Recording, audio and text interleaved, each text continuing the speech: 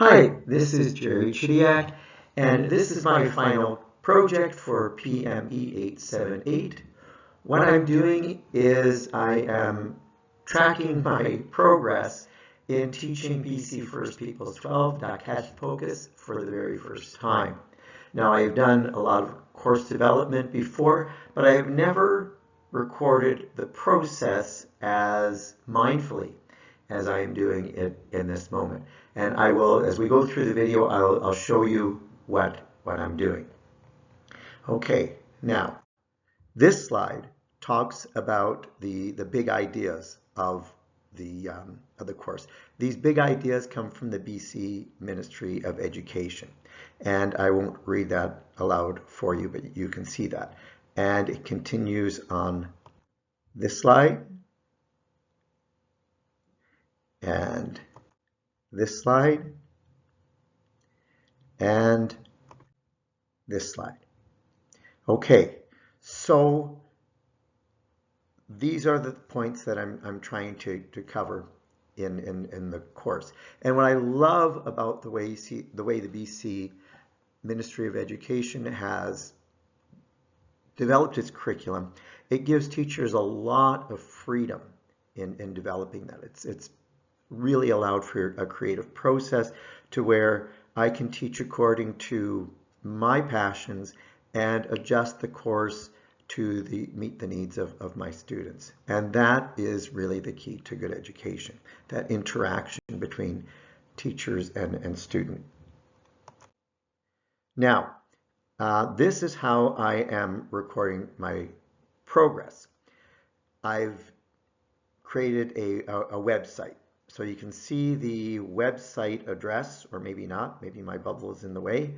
But if you go to my website, www.jerrychidiak.com, then click on BC First Peoples 12, and you'll see where this is all laid out. So I start off providing a course outline so people can see that. And at the start of each week, I set out my goals, and those are written down each week. And at the end of each week, I record the progress I've made and my reflections as well on what we learned. And I talk about class discussions and so on. And I'll show you an exemplar of that later on in the video. And yeah, so it's also, I have to say, is going to continue because this course is ending in mid-November, but the course actually goes until the end of January. So I'm going to continue to record my progress, and hopefully this will be useful to others who are teaching BC First Peoples 12. You know, they'll be able to, I wouldn't expect anybody to replicate what I've done, but they can look at it for ideas and maybe borrow some of those ideas and see what has worked well. So, and also if anybody even just wants to look at, you know, the whole process of curriculum development, what it really looks like in real life, at least for me, because I know each teacher is unique, and I know that I am as well. Okay, so at the start of the course, I actually showed this outline to the class, the first week of class, but we talk about who are the Dakesh. The Dakesh are the indigenous people. I am recording this on the unceded territories of the Lheidli, who are a Dakesh group who are from, you know, basically where Prince George is right now and beyond. And they also continue further east of Prince George and also west of Prince George. So we talk about their territory, their population, and the number of language speakers. I want to put an emphasis on language, at least to a certain extent, even though I would have to say that's probably the most intimidating aspect of the course for me as a non-Dakesh speaker. So I know that I have to do some learning too, and I'll talk about that a little bit later as well. Okay, now I look at the world through the window of genocide. Why is that? Well, because colonialism is basically, well, when Raphael Lemkin, the one who coined the term genocide, looked at the world, he looked at colonialism. he didn't just look at the Holocaust. He didn't even just look at the Armenian genocide. He actually looked at colonialism as well. So that gives us an idea, and also Canada recently apologized for the residential schools, referring to it as genocide. So what does that mean? And also the 10 stages of genocide I find extremely useful in any kind of social justice course, because we often think of genocide just as extermination, but it's not. There are many stages that come before it. There's classification, dehumanization, polarization. All of those things have to come into place before extermination. And I think we can see where all of those happened in Canada as well. Now, along with the with genocide, we have to look at the Indian Act. The Indian Act is central to the suffering that Indigenous people have had to put up with in the last 150 years plus in Canada. So we look at that, what it is, but also we come back to it a number of times in the course because, well, it continues to impact the lives of Indigenous people to this day. Okay, now I wanted to show this as an exemplar of what I'm doing every week. So you can see on the left side of the page, this was for week 4 of the course, and it was toward the end of September, where near Orange Shirt Day. And it was actually quite affirming to me in teaching this course to listen to speakers that we had on Orange Shirt Day. So you can see what my goals were. I did have Orange Shirt Day in mind, and I knew there was going to be an assembly, but I didn't know what the assembly was going to entail.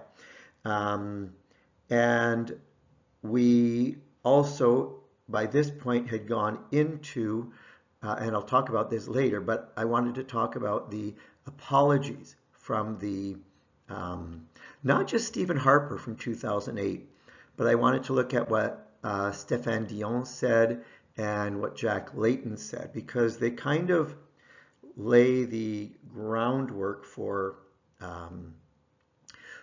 where we are. That's a good starting point.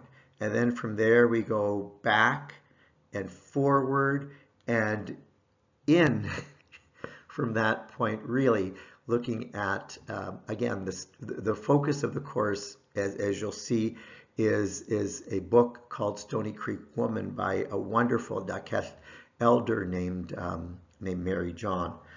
So point 1 I wanted to do after the introductory things for the first couple weeks. Then we went into the apologies. And from there, we're going to go into Mary John's story in Stony Creek Woman. Now, you can see what my plan was for the week on the left side of the page. Now, I'm going to read out my reflection. So I have a piece of paper here. I'm going to read it so you can kind of get an idea. Because I felt really good about this week, actually. I thought it was a really good exemplar to show. I have to say that the Orange Shirt Day assembly we had as a school was extremely affirming to me. An Indigenous friend of mine spoke and played his drum. He spoke about the impact of the residential school system on his family, the trauma, the alcoholism, drug addiction, and homelessness. He spoke of how important the drum and his Indigenous spirituality were to his recovery as well. It was quite powerful. Next, an Indigenous administrator from the BC Ministry of Education spoke. He did go on for a while and may have lost the students a bit, but they remained quite respectful. He mentioned Harper's apology, which we had just watched, and noted the insincerity therein, something my students had picked up on. And the speaker also affirmed my experience as a non-Indigenous teacher teaching about Indigenous issues. He spoke of teaching from our own experience, our own ethnicity. I often relate the lessons from my German grandparents living during the Nazi era. I purposely live each day determined not to let that happen again. I also relate to my Syrian grandparents living under the genocidal Ottomans and then moving to North America and trying to become white. I am so happy that I am on the right track. He really affirmed that for me. It was great. Our class discussion of the apologies was excellent. Students picked up on the nuances of each apology, the level of emotion and sincerity in each speaker, and what their messages meant as we move forward together as a country. It was also noted that even Jack Layton did not mention the word genocide. It seems that Canadians were not ready to hear the word in reference to themselves. The introduction to Stony Creek Woman reiterated what we had already learned about the Daquettes, but the book also talked about how many doubted whether the Daquettes would still be around at the end of the 20th century, whether they would succumb to the genocidal intent of the Indian Act. By the end of the week, we got partway through the first chapter. Okay, so most weeks I don't get through what I had planned to discuss. Now, this is Stony Creek Woman, and that picture I'll get to later is actually a drawing that a student did as a final project for the book when we were after we'd read it, and I'll talk about evaluation a little bit later here. Now, this was my plan, to look at Stony Creek Woman and Elder Mary John's world. And you know, when I've used it I've used the book to teach Social Studies 10 before, and it works really well for that because her story, her memory, she was born in 1913 and talks about the Spanish flu and so on. Now, and you can see the things that I wanted to cover when I outlined the course. But what we've actually done so far. As of mid-November, we have only read the first 6 chapters, but we have studied the Daquette way of life before residential schools because she talks about her childhood memories. We've talked about colonization, the Spanish flu, and residential schools using a resource called 100 Years of Loss. And okay, and then this is, again, Northern BC in the 20th century. Again, topics that I had planned or still plan to cover. And actually, this is also Mary John died in 2004, so I wanted to look at what happened since she passed away.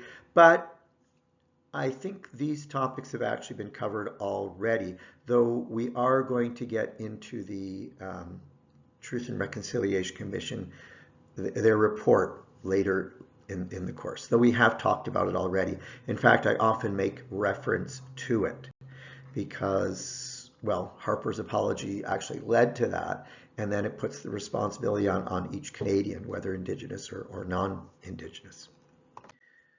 Okay, so here you can see the topics stated and topics covered and topics added. So one of the things that we really got into was the impact of the residential schools on Indigenous folks and the issue of homelessness in Prince George actually was brought up by the students. And we had really, really good discussions about it because I think at the beginning, the feelings that students had toward homeless folks were somewhat, well, not a bit judgmental. And I think now that they understand better how that is a byproduct of the residential school system, and it is something that we as citizens have a responsibility for helping to resolve as part of the reconciliation process. I think that's made a really big difference. And I had 2 city councilors actually come and talk to the students and answer their questions about homelessness. So that's been really good. And I think I'm quite excited to see what these students do because, I talked about them. I said, you're going to be voting in the next city election. So that's really important. And then the city councilors also talked about how, it's tied in with provincial and even federal issues. So I think the students are getting the idea how important it is for them to be active citizens as part of the reconciliation process.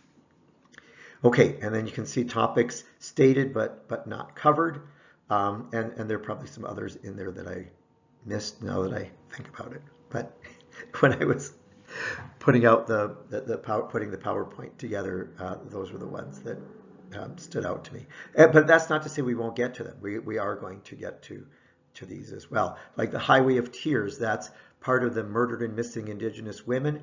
But between Prince George and Prince Rupert, we call that the Highway of Tears because quite a number of women, we don't even have an exact number, has gone missing and been murdered. And in fact, there was one just in the last couple of weeks who was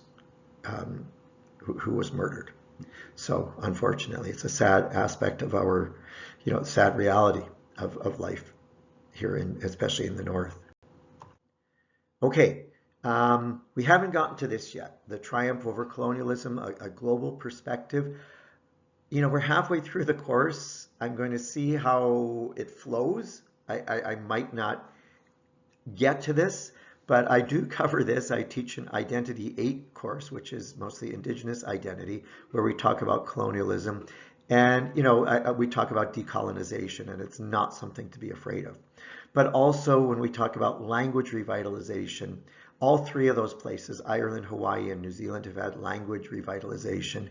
And and it's quite cool how they've, reclaimed their identity in those places. It's quite beautiful, and we see that happening in Canada too. It's so exciting, and you can even see it in our school as well. Like we have drumming and so on, and it's really beautiful to see the things that are happening. Okay, what is yet to come? None of the topics on the following slides have been covered. We have yet to read chapters 7 to 22 in Stony Creek Woman. And honestly, I talk about teaching Dakesh and having the students learn the basics and use some in their land acknowledgement, which is our final project. And I'm not progressing the way that I want. I really need to work on that. And like I say, I'm a little nervous about it. But now that I'm doing this course, and again, this is where mindfulness comes in, I know that I need to put some effort into that in the next month or so. So that I can teach. I was planning to teach that mostly in January. So that's something I really need to get moving on. And we are also going to talk about Dakesh initiatives in the community.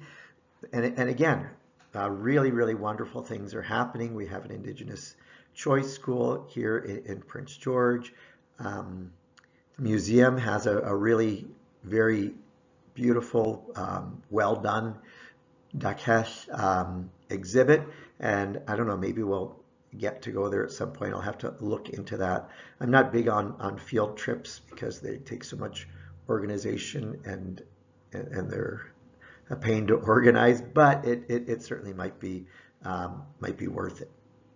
Okay, and then here, decolonizing, taking initiative. Again, with the students, we've already taken some initiative in talking about homelessness and what we can do about that, and the importance of Indigenous input and collaboration in overcoming homelessness in our community. We're going to talk about becoming an ally. That's something that has made that I've become very mindful of in teaching this course. Like I say, if you read my reflections each week, I'm very mindful of the fact that I am not Dakesh, I am not Indigenous. I don't have that lived experience, but I, yeah, what I say to the students is I understand the experience up here. I understand the history in my brain, but I don't have the lived experience, which they do. And I encourage them to bring that experience in. And I have to say, I try to be honest about Canada's genocidal history. And I know how hurtful that is. Like, especially, for me as an Arab, when I'm watching what's going on in Gaza right now, it just rips my heart out. And you know, I'm sure that what my students are feeling is similar to that, knowing that this happened to their beloved family members, right? To their dear elders. Um, that really hurts. So um, I am very mindful of that in my development of the course. And I consider it quite honestly an honor to have been given the responsibility to teach this course. And that's an honor that I don't take lightly. And I bring in Indigenous help as much as I can. And I really try to let the students know that I really value their input and their experience. And and I also often emphasize how really the Indigenous population of Canada has the courage and determination and perseverance they have shown despite the way that the Canadian government has been genocidal is inspiring. And I think it inspires, I think it probably inspires colonized people all over the world. Maybe even the people of Gaza are looking at, our Indigenous folks now and saying, yeah, we, I hope.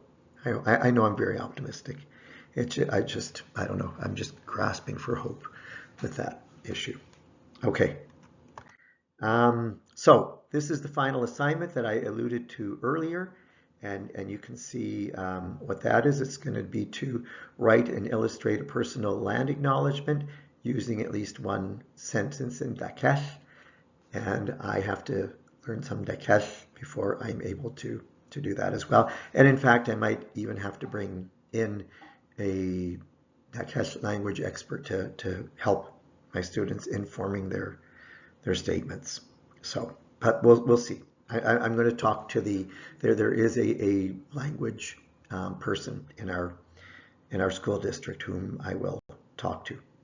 And in fact, she's the one who's been teaching me as well. And finally, student work and feedback thus far. I am so impressed with my students, with their engagement. The class has been in many ways like a college or university class where we have really good discussions. The students ask really, really good questions and give really good input. I am so pleased. I have only had one test or assignment so far, but so I think going back when I look at moving forward with this course, I'm going to have more frequent evaluations. And basically my evaluations are to either write an essay or create an original work of art based on what we have learned like in the last month, right? And the students have put together some really, really nice things, but unfortunately, I didn't think before I was making this video to ask the students if I could include any of their pictures or any of their drawings or any of their work in this presentation. So I have not included it, but I assure you it's been quite beautiful and inspiring. One student actually worked with the EA and did a really amazing podcast where they discussed the topics in class, and it was like, wow, this kid really gets it. Like, it was just wonderful. And then others have written essays. This picture was the assignment for Stony Creek Woman. I showed it earlier that a student did a couple of years ago. And it's as you can see, it's pen and ink, and it's quite beautiful. And I've had some really lovely and inspiring student work this year as well. So I think that's it for my my video. So thank you all for your attention. And again, if you want to see more detailed a more detailed progression of the course, you can look at my website, www.jerrychidiak.com, and look at my, click on BC First Peoples 12, and it'll show you all of my stuff from week to week. If you're ever thinking of teaching the course, you might want to look at that. And of course, I'll be adding to it every week between now and the end of January. So thank you all very much for your time, and have an absolutely wonderful and amazing day. Thank you. And thank you, Gary, for a great course. I was so happy to be able to do something that is so important and significant to me as my project for this course. So thank you for that freedom, and thank you all of you for your wonderful input and encouragement along the way. Peace.